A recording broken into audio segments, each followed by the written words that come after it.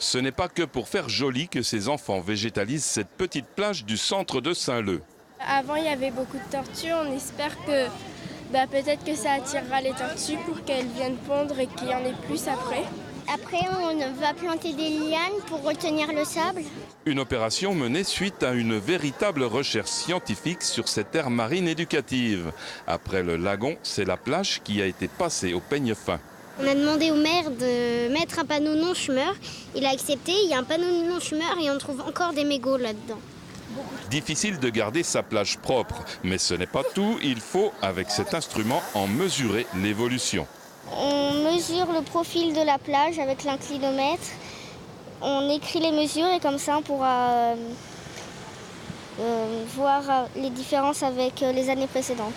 Le résultat n'est pas fameux. La plage a perdu 60 cm de sable en un an. Un sable qu'il est nécessaire d'étudier de très près. Mais là, on fait de la granulométrie.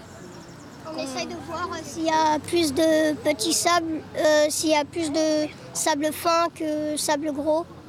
Parce qu'en haute plage, il y a 80% de sable fin, donc du coup, on doit végétaliser la plage pour le retenir.